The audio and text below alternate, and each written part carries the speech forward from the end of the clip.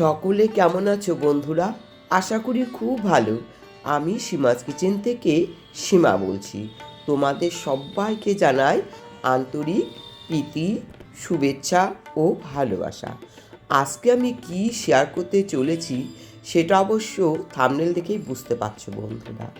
আমি বাড়িতে সরস্বতী পুজো করেছি, সেটাই আমি তোমাদের কাছে শেয়ার করছি। কিন্তু বন্ধুরা, আমরা যে সরস্বতী পুজো করি, তোমরা কি জানো যে সরস্বতী কথার অর্থ কী? তাহলে বন্ধুরা শোনো, আমি বলছি, আশা রাখছি তোমাদের খুব ভালো লাগবে। সরস্বতী কথার অর্থ হলো জ্ঞান, বুদ্ধি, বিদ্যা ও সঙ্গীত নৃত্যের দেবী।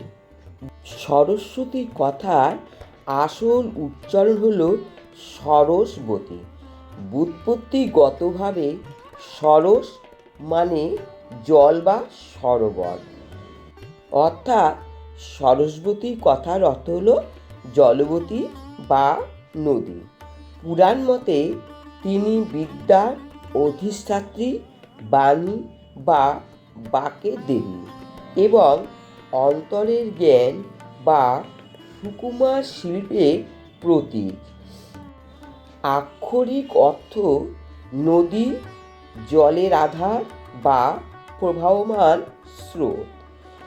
সরস্বতীর পৌরাণিক অর্থ জ্ঞান, বুদ্ধি, বিদ্যা, শিল্পকলা, সঙ্গীত, কাব্য ও ভাষা দেবী। অন্যান্য অর্থ যিনি সার বা মূল জ্ঞান প্রকাশ করেন, জ্যোতির্ময়ী। সরস্বতী মূলত বৈদিক দেবী, যিনি বাণী, বাগেশ্বরী, সারদা, ভারতী নামেও পরিচিত। সরস্বতী দেবী হলেন হিন্দু ধর্মে জ্ঞান, বিদ্যা, সঙ্গীত, শিল্পকলা ও বাক্যের অধিষ্ঠাত্রী দেবী। তিনি শ্বেত শুভ্র বর্ণা পীত বস্ত্র পরিহিতা এবং শ্বেতপদ্মে আসীন, যা পবিত্রতা ও জ্ঞানের প্রতীক। দেবী সাধারণত দ্বিভুজা, বীণা ও পুস্তক ধারিণী বা চতুর্ভুজা রূপে পূজিতা হন এবং তার বাহন হংস, যা শুভ বুদ্ধির পরিচায়ক। দেবী সরস্বতী শ্বেতবর্ণা, যা সত্য, গুণ, জ্ঞান এবং পবিত্রতার প্রতীক। এবার বলি শোনো তার প্রতীক সমূহ।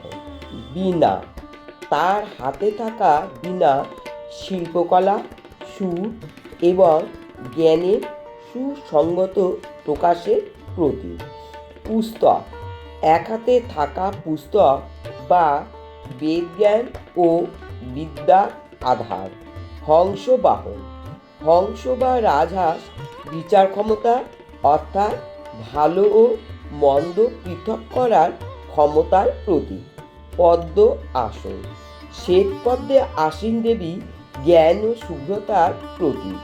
চতুর্ভুজ রূপ, শাস্ত্রীয় বর্ণনায় তিনি চতুর্ভুজা, যেখানে হাতে জপমালা, বেদ, বীণা এবং করমণ্ডলু পবিত্র জল থাকতে পারে। মাঘ মাসে শুক্লা পঞ্চমী তিথিতে বসন্ত পঞ্চমী দেবীর আরাধনা করা হয়। তিনি সৃষ্টিকর্তা ব্রহ্মার মুখ থেকে উৎপন্ন হয়েছিলেন বলে পৌরাণিক কাহিনীতে উল্লেখ আছে। আজকের মতো এখানেই শেষ করছি বন্ধুরা। কি বন্ধুরা, জানলে তো সরস্বতী কথার অর্থ কী? যদি আজকের আমার এই ভিডিওটি ভালো লাগে, প্লিজ আমার চ্যানেলটি সাবস্ক্রাইব করে বেল বাটন অন করে দিয়ে আমার পাশে থেকো।